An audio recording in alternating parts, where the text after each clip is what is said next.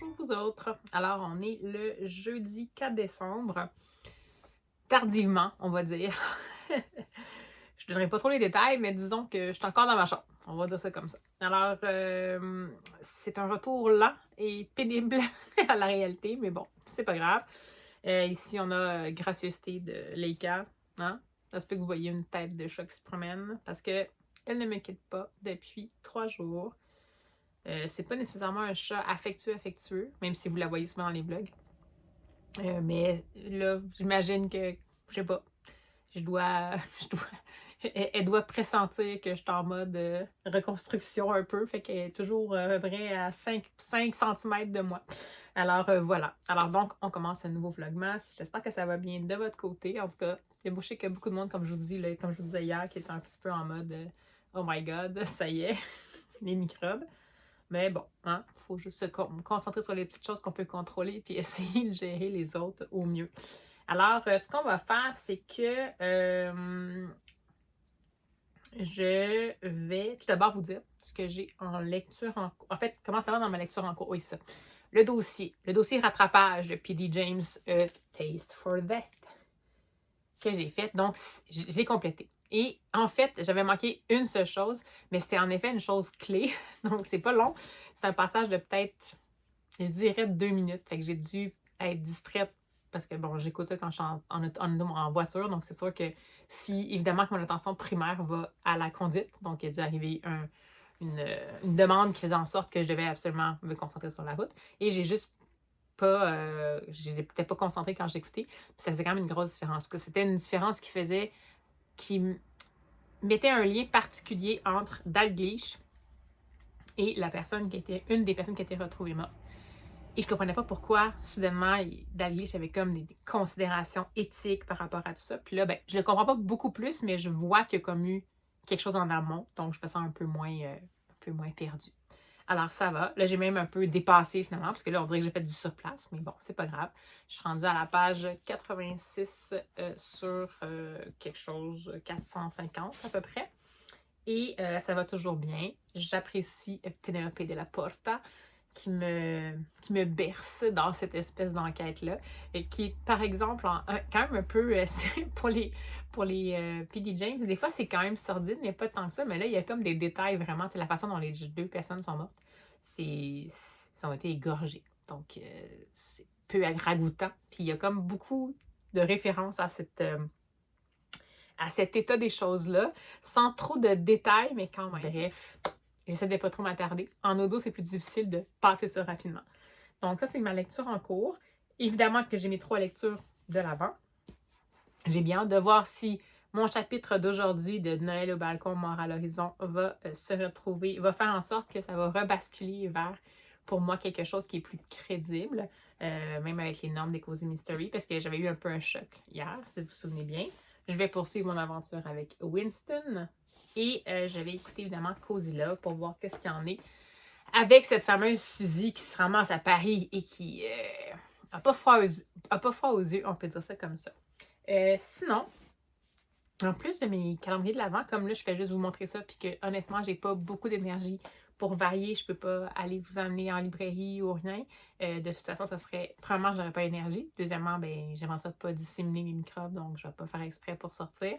Ben, c'est ça, c'est peu varié. Ma vie est quand même centrée pas mal sur les livres en ce moment. Mais j'aimerais peut-être ça. Si j'y arrive, faire une lecture de plus aujourd'hui. Donc, entamer en même temps mon Cold Winter Challenge et en lisant ce livre de Fabrice Caro, cette petite opuscule, un opusculissime, mettons, qui est Rumba Mariachi, donc de Fabrice Caro. C'est publié chez Esquif et comme je l'avais dit, c'est un novella, je pense. Et comme d'habitude, je m'attends à avoir une plume tout à fait à la limite du drôle et du grinçant, comme ce que Fabrice Caro arrive à nous proposer. Donc voilà. Et dans le fond, c'est un livre qui met en scène un homme qui malheureusement est interrompu alors qu'il décide de mettre fin à ses jours par un coup de téléphone et qui va répondre au téléphone de façon comme un peu automatique et ça va changer sa journée en quelque chose d'assez rocambolesque alors qu'a priori c'était considéré comme son dernier moment. Donc j'ai hâte de voir qu'est-ce qu'il va faire avec cette prémisse-là, Fabrice Caro. Donc, j'essaye de lire ça aujourd'hui en plus. C'est tout petit, là, mais juste pour moi ici, il n'y a pas rien je ne peux pas garantir rien. C'est 36 pages. On va essayer de lire ça. Sinon, évidemment qu'il va y avoir le calendrier de l'Avent et l'album jeunesse. L'album jeunesse, non, l'album jeunesse, je l'ai ici. Dans le fond, je l'ai pigé. C'est correct. De toute façon, vous avez bien vu comment ça fonctionnait. Donc, avec l'ombre de mon téléphone, ici, on voit que j'ai le soleil directement dans le visage. Ouh. Donc, le numéro 4, allons-y pour l'ouverture. Je me demande bien. Un format carré. Parce que je me souviens vraiment plus pour vrai. C'est moi qui les ai achetés, mais ça fait tellement longtemps qu'ils sont là. Ah, cool. Celui-là aussi, c'était un assez rapide. Alors, c'est A Place to Read. C'est de Lee Hodkinson. De Lee Hodkinson. C'est chez Bloomsbury. Et dans le fond, à l'arrière, ça dit Every reader needs the perfect place to sit. Have you found yours? Donc, j'imagine que c'est pour les tout petits. Et c'est comment trouver un endroit parfait pour lire. Visiblement, il va y avoir des obstacles assez majeurs, comme par exemple des jambes de géant. J'ai hâte de voir ça. Et le casse-tête du jour aujourd'hui sera... Je les ai toutes mis tout croche. Je ne sais pas pourquoi j'ai de la misère à me souvenir de où ils sont, mais en tout cas, c'est pas grave. Donc, on va essayer de trouver ensemble le numéro 4. Est-ce qu'on le voit? Est-ce que je le vois? J'ai-tu mes doigts dessus? Ah oui, je pense qu'il est dans le haut, dans la colonne du centre. Ouais. Donc, on va voir encore une fois ce que ça donne. Ouh! Ouh, un tableau gourmand. J'ai moins le cœur au gourmand maintenant, mais quand même. Donc, c'est ceci. Mulberry cake. Donc, une espèce de... On dirait un tea time impromptu. En plus, il y a un lapin qui est là. Ça me fait vraiment penser à Alice. Je ne sais pas si vous voyez le lapin qui est ici. Donc, c'est ici. Alors, voilà. C'est parti comme on dit. On va voir ce que ça va donner pour la suite. Puis, ben, on se reparle quand je peux.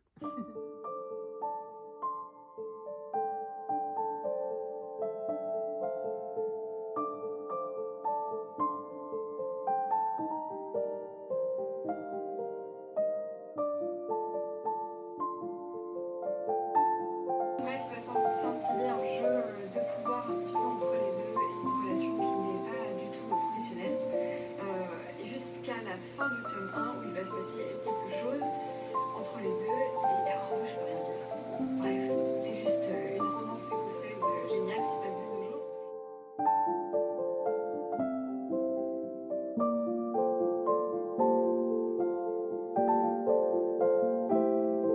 Je suis rentrée tout simplement. Tout à l'heure, je suis passée à Maison du Monde, je suis explosée, j'ai très mal de tête, j'ai fini ma lecture audio, mais je vous en parlerai demain parce que je suis trop fatiguée pour parler, j'ai vraiment un mal de crâne.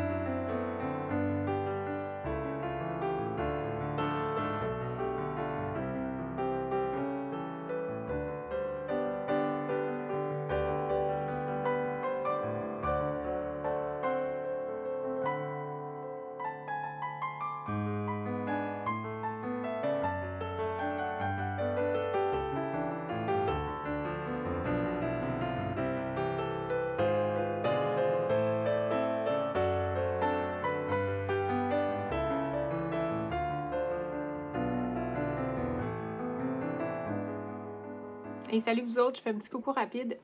Mais pour vous dire que ce sera pas facile aujourd'hui, j'ai besoin d'avoir reculé dans ma semaine. Mais bon, c'est comme ça les convalescences, j'imagine. Mais j'ai quand même réussi à faire le casse-tête que vous venez de voir. Il était vraiment cool à faire. Il était dur. Il était vraiment dur. Je sais pas si vous faites ça vous aussi, mais genre, d'habitude, je sépare tous les morceaux, puis il y en a que je peux mettre un petit peu par couleur et tout, mais là, il y avait tellement d'éléments dans dans l'illustration, que j'étais presque pas capable de faire des ensembles pour m'aider. Fait que j'ai fait le contour avec difficulté, puis après ça, j'ai essayé de rentrer des éléments, mais il est vraiment satisfaisant, puis il est super beau, puis les beaux petits détails, puis les petits animaux, puis tout ça. Fait que je l'ai vraiment adoré faire ce casse-tête-là. J'ai tout lu aussi mes romans de l'avant. Alors, je peux vous dire que ça va pour Arabella Grimm. Donc, je pense que c'est juste que le rythme a changé d'un coup, puis ça m'a un peu surpris. Mais là, je pense que ça devrait aller. On est rendu déjà dans un sujet plus glauque un peu. Donc, c'est bien. On s'en va ailleurs. Et je viens de réaliser, parce que là, j'ai des notifications genre sur Instagram, que je m'étais inscrite à la lecture commune de Les Hauts de Hurlevent. Des éditions Hurlevent pour la sortie de leur nouvelle édition. D'ailleurs, si vous pouvez, moi c'est parce que j'habite au Canada puis c'est vraiment difficile pour moi de l'obtenir ici, mais si jamais vous voulez, elle est super belle, leur édition, vraiment, ça vaut la peine. Donc, ils faisaient une lecture commune qui commence aujourd'hui puis qui se termine vendredi prochain. Donc, il y en a comme 4 chapitres à lire par jour. Puis moi, je me dis que ce serait une bonne opportunité pour moi de lire parce que j'ai toujours eu un peu plus de difficultés avec les hauts de Hurlevent. Puis je me suis dit, ça va me motiver puis je vais lire en anglais. Mais là, je n'avais pas réalisé que ça commençait aujourd'hui. Demain, en fait. Fait que là, je suis complètement. J'ai aucune idée. Peut-être que je vais mettre ces 4 chapitres-là dans mes lectures du jour. Aucune idée. Je sais pas quoi faire. Bon, en même temps, c'est pas grave, là, vous allez me dire, mais j'avais comme le goût de le faire en même temps. Fait que je sais pas. Qu'est-ce que vous faites, vous, quand vous avez des lectures communes comme ça, puis ça arrive pas au bon moment? Bon, j'imagine que vous les faites pas, mais j'étais comme juste triste parce que j'aurais aimé ça, pouvoir les faire. En tout cas, si jamais, comme je vous dis, vous voulez, suivez l'Instagram des éditions Hurlevent. C'est vraiment pour une semaine. Ils ont eu un petit découpage et tout. Fallait leur signaler notre intérêt puis ils nous mettre dans un groupe Insta, tout ça, donc pour échanger. Mais bon, ça m'a juste surpris parce que j'avais comme oublié ça finalement. Puis là, en plus, j'écoute des vlogmas de Piketty Bookin. Puis là, elle vient de lire le Karen Pitaki, puis elle a l'air à l'avoir adoré le dernier. Puis là, moi, j'en sais de lire aussi, je l'avais pris de lire en audio. Mais là, je suis comme dans mon PD James que j'aime vraiment beaucoup. Puis j'ai comme une énergie limitée dans ma journée. Je suis vraiment pas capable de faire grand-chose. Oh là là, c'est tout. Je voulais juste venir un petit peu râler avec vous. C'est pas des vrais problèmes. Mais bon, je me dis comme ça me permet de penser à autre chose pendant ce temps-là. Il me reste encore mon album jeunesse à lire, donc je vais lire puis je reviens. Je vais essayer de lire Rumba Mariachi, si j'y arrive. Puis quand je peux, je reviens.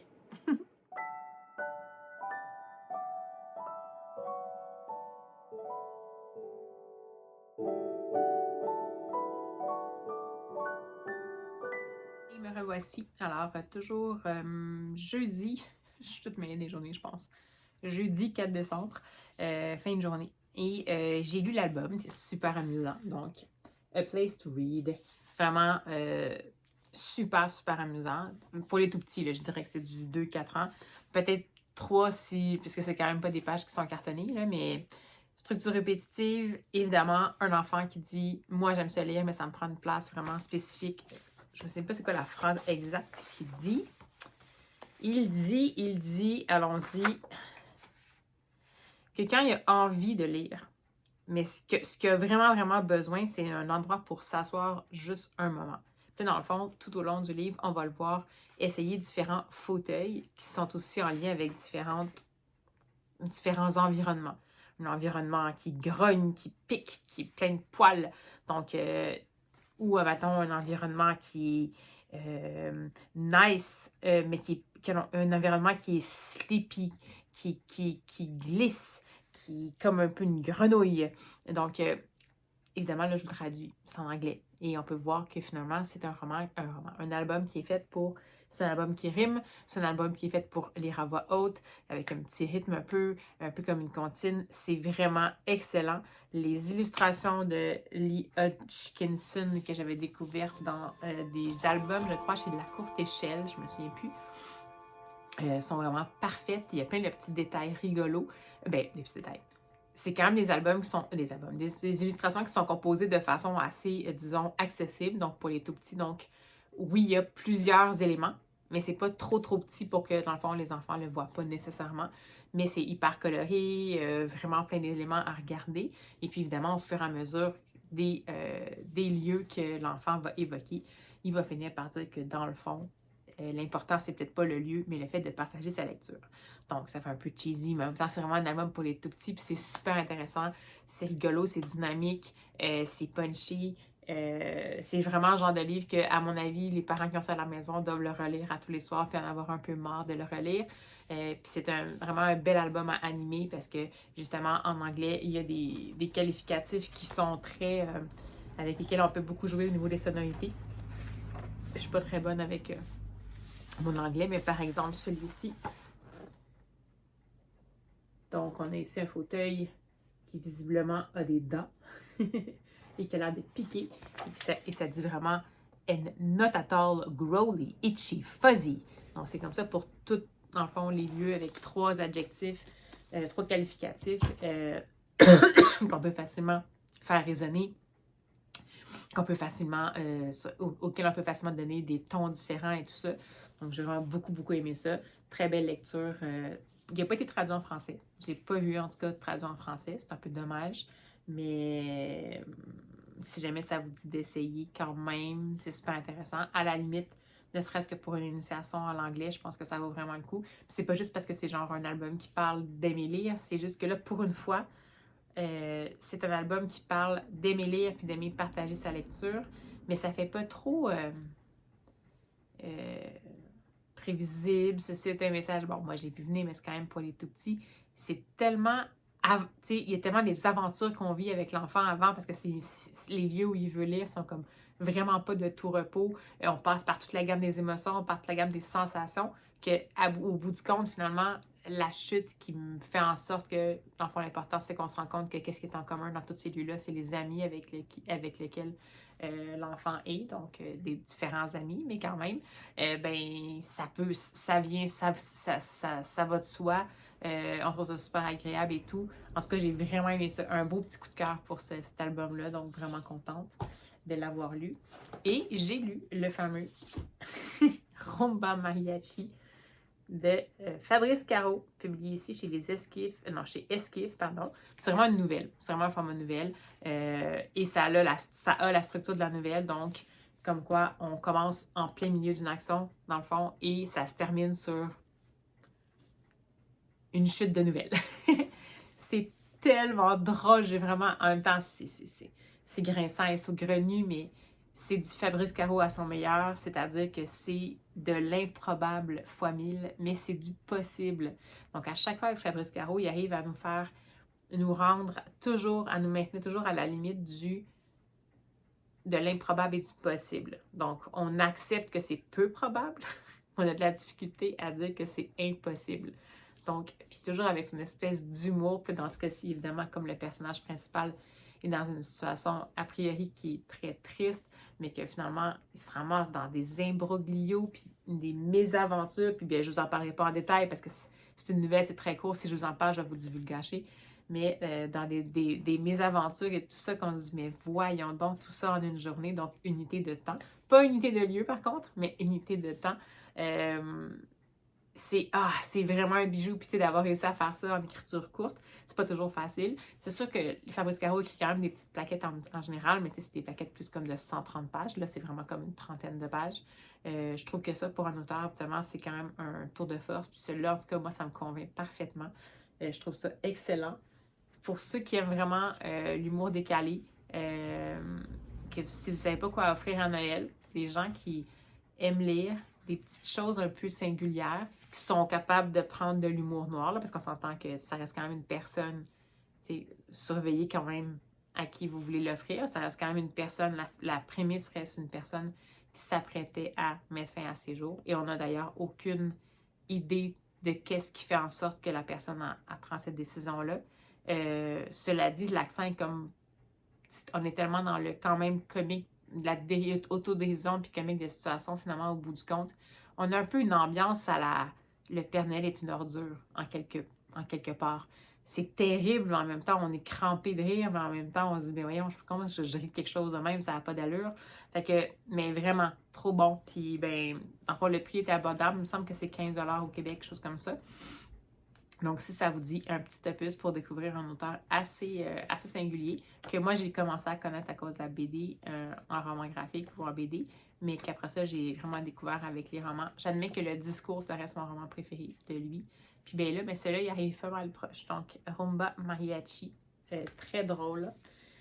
Et je suis allée dénicher mon exemplaire des Hauts de Hurlevent, donc Wuthering Heights. Parce que je sais pas si je vais le lire, mais parce que c'est vraiment dense, là. Ils nous font lire 4 chapitres par jour. J'essaie de voir, mettons,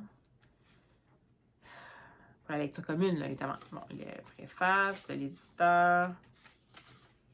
Bon, ça, c'est long. Ça commence. Où cela commence-t-il? Bon, ça commence à la page 23 dans mon édition. Admettons. Puis, la première journée, demain. Il faudrait que j'ai lu jusqu'au chapitre 4 inclusivement. 1 à 4 inclusivement. Ouf, ça fait des pages, les amis. C'est presque pas possible. Ben oui, mais je veux dire, pas si on travaille, là. Ouais, jusqu'à page 65, 42 pages. Ça peut se faire. Ça peut se faire. Donc, ça serait comme cette espèce de petite chose là ici, là, qu'il faudrait lire. Je sais pas, je vais voir.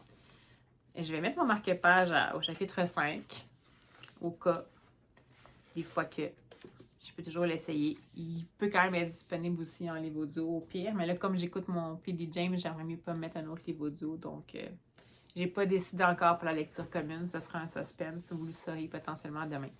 Alors voilà, bien écoutez, c'est comme ça que va se terminer la journée de Vlogmas. J'espère que ça vous plaît toujours, même si c'est pas très palpitant pour le moment.